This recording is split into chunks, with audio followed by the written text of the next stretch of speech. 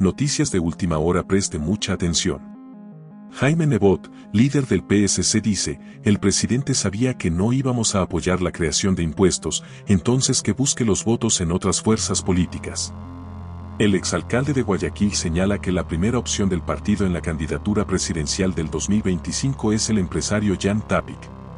El exalcalde de Guayaquil y líder del Partido Social Cristiano, Jaime Nebot, reaparece en los espacios de opinión pública para defender la postura de la agrupación política respecto a su negativa de apoyar el proyecto de ley económica urgente del gobierno de Daniel Noboa, en el que se propone subir el impuesto al valor agregado, IVA, para financiar los gastos de seguridad y el déficit fiscal. Nebot aclara que Noboa sabía perfectamente que el PSC no es partidario de subir impuestos porque así lo dijeron cuando estaban negociando el acuerdo político de gobernabilidad, y que habría que preguntarle a él por qué insiste en pedirles que reflexionen y cambien de opinión. ¿En qué términos se dio este acuerdo con el gobierno y el correísmo? Ahora hay un nuevo dicho: hecho mata relato, yo lo voy a complementar, verdad comprobada mata calumnia. Entonces, durante mucho tiempo, los calumniadores han tratado de engañar al país diciendo que vamos a ir tras la fiscal Diana Salazar. Ahí está la fiscal y hemos sido claros en que cuando llegue su juicio político no estamos en la línea de censurarla, que íbamos tras maniobrar para poner un contralor.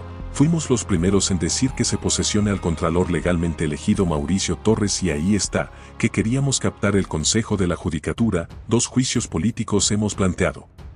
Uno que se dará ya mismo y otro en su orden.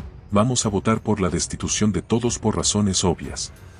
Luego, que le íbamos a dar una ayuda al señor Jorge Glass para que no lo enjuicien, y el juez ordenó lo que tenía que ordenar, que íbamos a vengarnos del señor Guillermo Lasso censurándolo cuando ya no era presidente, cosa que la Constitución prohíbe. Tampoco lo hicimos. Entonces surgió este famoso cuento de este pacto macabro, que funciona como siempre debió funcionar porque es sencillo. Al cabo de 2 meses de la instalación de la Asamblea, ¿cuál es su balance? ¿Se ha cumplido? Lo importante no es cómo lo evalúo yo, sino cómo la ve la gente. Acaba de salir una encuesta que dice que la Asamblea tiene 62% de aprobación, y es natural, la convivencia civilizada impone métodos para resolver las cosas. El acuerdo es de reglas conceptuales de gobernabilidad, buscar mayorías, pues hay coincidencias y diferencias y líneas rojas. Nadie va a pasar esas líneas rojas ni vamos a convertir las coincidencias en discrepancias y viceversa. Ha habido muchas cosas que se han podido hacer con amplia mayoría, como la ley de equidad salarial entre hombres y mujeres, que pasó por unanimidad. Hay paz y tranquilidad en la Asamblea. Cuando el presidente Noboa dictó el estado de excepción, la Asamblea no necesitaba pronunciarse, pero lo hizo dando un apoyo político mostrando madurez. Todas las mentiras que le he enumerado satanizaron esto que llaman pacto, pero que en el fondo es un convenio de reglas de gobernabilidad que está funcionando. En más noticias. Esto es racismo, la respuesta de Diana Salazar ante publicación de Rafael Correa. El expresidente compartió imágenes de chats de Leandro Norero en los que se mencionaba a una afroecuatoriana y aseguró que se trataba de la fiscal. La fiscal general del Estado, Diana Salazar, respondió a la publicación que había realizado horas antes el exmandatario Rafael Correa, quien fue sentenciado a 8 años de cárcel por cohecho por el caso Sobornos 2012 a 2016. Correa había publicado transcripciones de unos chats de Leandro Norero en las que aseguraba que involucraban directamente a Salazar, esto porque en el texto se leía que se referían a una mujer como negra. Las frases donde se colocaba la palabra se encontraban encerradas en una circunferencia. Las imágenes fueron acompañadas de un texto que refería que no sabía si reír o llorar. Aquí están. ¿Hablaban con ella para pedir favores? ¿Se allanará y pedirá orden de prisión para ella misma? Por eso es que no hay un narcotraficante preso, sinvergüenza, se añadía. A través de su cuenta personal, la fiscal volvió a referirse al expresidente como prófugo y lo señaló de racismo. Si en los chats del caso Metástasis se referían a RC o al Machi son un invento, pero ahora que ha encontrado que nombran a una negra, dice que soy yo. ¿O es que en sus conversaciones se refiere así sobre mí y por eso se le hace tan familiar? Porque no soy la única mujer negra en el país, pero sí la que ha demostrado luchar contra las organizaciones criminales, escribió. No es la primera vez que Correa increpa a la fiscal general. Hace una semana la tildó de ser una gran farsante, protegida por las élites. Estados Unidos y la prensa corrupta en un posteo en X junto a un video de trabajadores de la Fiscalía que rechazaban el accionar de la institución. Ante esto, Salazar se refirió a él como un prófugo y que si aupa a un funcionario que aboga por sus compañeros procesados en Metástasis, queda claro quién está detrás y cuáles son sus intenciones. Creo que no queda más que decir por ahora. En más noticias. Nebot dice, yo no soy aliado de Correa, sino del pueblo ecuatoriano. El líder del Partido Social Cristiano, Jaime Nebot, defendió la propuesta de un cobro de tasas para enfrentar la inseguridad del país en lugar de un incremento de 3 puntos al IVA, planteado por el gobierno. Por segundo día consecutivo, el líder del Partido Social Cristiano, Jaime Nebot, compareció ante los medios de comunicación para explicar su postura sobre la negativa de su partido de incrementar 3 puntos al IVA para enfrentar la inseguridad que vive el país. Esto como contraparte a la propuesta de reforma tributaria del gobierno de subir del 12% al 15% el impuesto al valor agregado para financiar el conflicto armado en Ecuador contra las organizaciones criminales calificadas como terroristas. Ante ello, el exalcalde de Guayaquil explicó en la posta la diferencia entre impuestos, tasas y contribuciones. Los tributos se dividen en 3, impuesto, contribución y tasa. El primero es de carácter general y el Estado puede hacer lo que le dé la gana con la plata, dijo y agregó que el dinero de los impuestos sirve para una lista de pago de salarios o deuda externa. La contribución y tasa son distintas porque precisa las obras concretas que se harán con ese dinero, sostuvo. Ante ello, Nebot negó que sea aliado del expresidente Rafael Correa y fustigó, yo no soy aliado de Correa, ni de nadie, solo del pueblo ecuatoriano. En más noticias. Jimmy Haidala anuncia a Carlos Rabascal como precandidato a la presidencia por Centro Democrático. El comunicador hizo el anuncio junto con Jimmy Haidala, director de Centro Democrático, en una entrevista con Radio City. Carlos Rabascal es precandidato a la presidencia de la República con miras a los comicios del 2025, según anunció este 31 de enero el director nacional de Centro Democrático, Jimmy Haidala, quien le otorgó el respaldo de su movimiento en una entrevista con el programa Así Amaneció de Radio City. Efectivamente, con Carlos tenemos una antigua relación de amistad, no solamente relación como periodista sino política, porque él fue nuestro candidato y como tal ganó las primarias de Centro Democrático y fue candidato a la vicepresidencia en su momento con el señor Andrés Arauz, dijo Haidala, acompañado por Rabascal, en el estudio de la emisora. El anuncio también se lo hizo en el espacio Un Café con JJ, que conduce Haidala en la Radio Redonda. Rabascal ya corrió por la vicepresidencia de la República en el 2021 bajo el paraguas del correísmo, que en ese entonces se presentó como la Alianza Unión por la Esperanza, UNES, donde convergieron dos partidos, Centro Democrático y Compromiso Fuerza Social.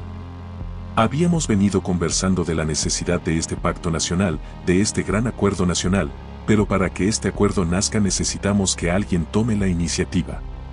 La iniciativa la ha tomado Carlos y nosotros estamos aquí para anunciarles que Centro Democrático es el primer movimiento que se suma a este acuerdo nacional con un precandidato a la presidencia de la República, agregó el líder del movimiento.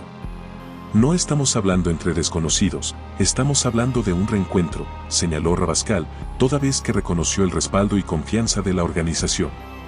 Ambos reconocieron sus vínculos con el expresidente Rafael Correa y su movimiento.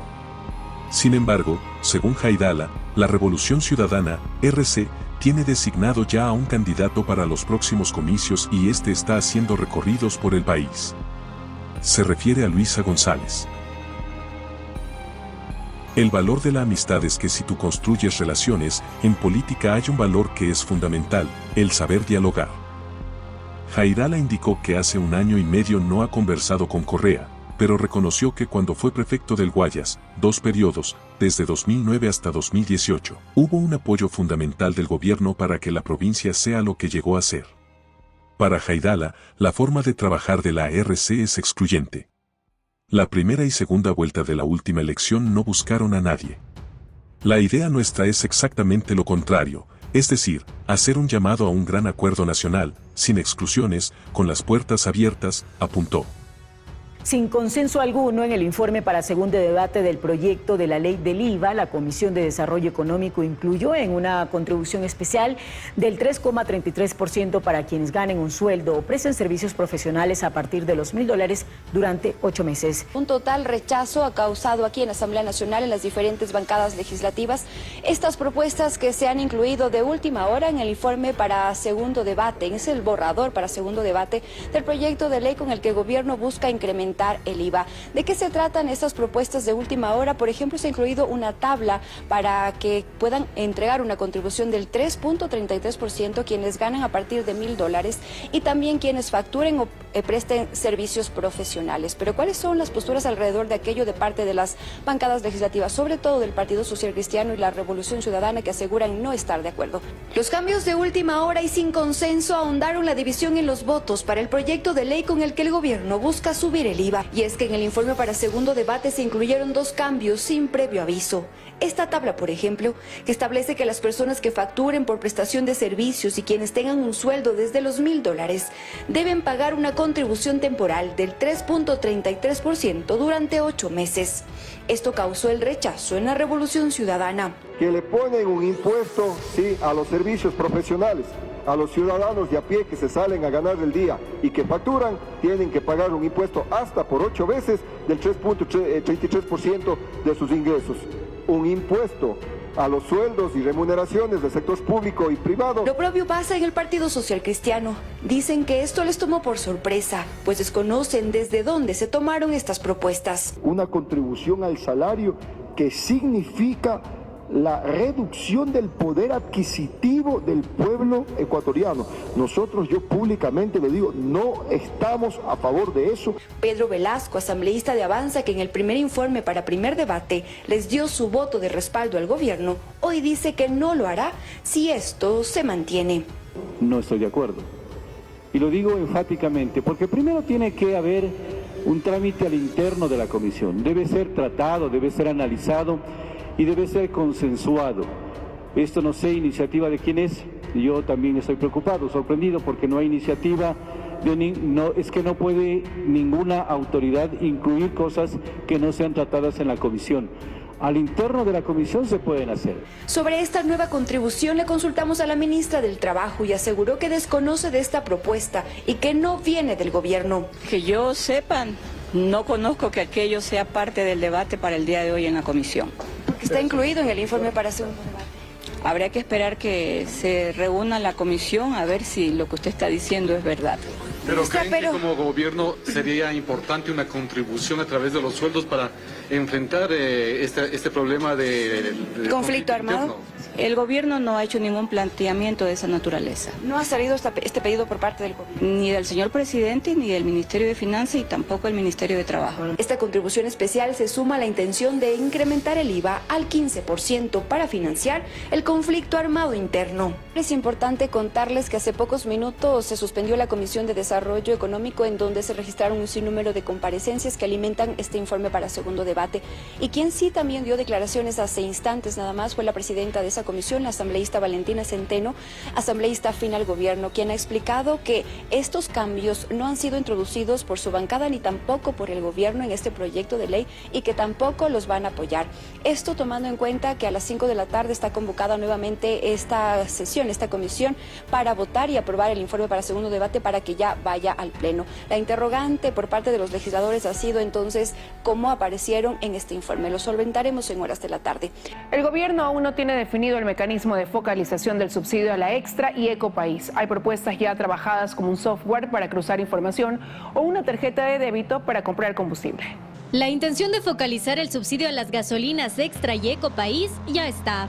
Ahora le toca al gobierno del presidente Daniel Noboa definir el mecanismo para hacerlo. El exministro de Transporte, quien lideró la mesa de diálogo para focalizar este subsidio, Darío Herrera, explica que hay un trabajo ya hecho, que podría servirle de insumo al gobierno. Específicamente al ministro de Transporte y Obras Públicas, Roberto Luque, le he dado toda la información posible sobre este tema para que él tenga insumos. Involucraba 37 pasos. El mecanismo de focalización que ellos plantearon en su momento funciona a través de un software de cruce de información y bajo criterios de exclusión, como por ejemplo, dueños de vehículos con altos cilindrajes, personas que ganen más de $3,000 o que tengan 3 o más vehículos. Ellos no serían beneficiados con el subsidio. Un sistema integrado de subsidios que además de ayudar en la focalización y también sumaba esfuerzos para la trazabilidad de los combustibles. Lo que sí cree es que el gobierno deberá afinar el criterio de exclusión porque el subsidio debe llegar únicamente a quienes en verdad lo requieren.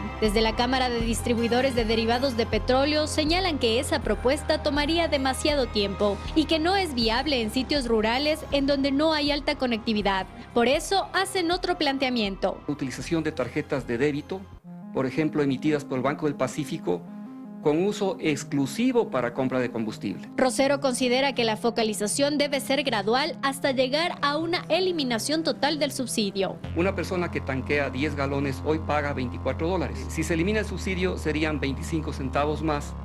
En el caso de la extra, por 10 galones son $2.50. Es decir, de 24 a 26.50 no hay un impacto. Además dice que poco a poco habrá que analizar también la focalización del subsidio al diésel, más aún cuando Ecuador, tras una decisión del Tribunal de Justicia de la Comunidad Andina de Naciones, debe vender combustible subsidiado a vehículos de transporte pesado con placas internacionales.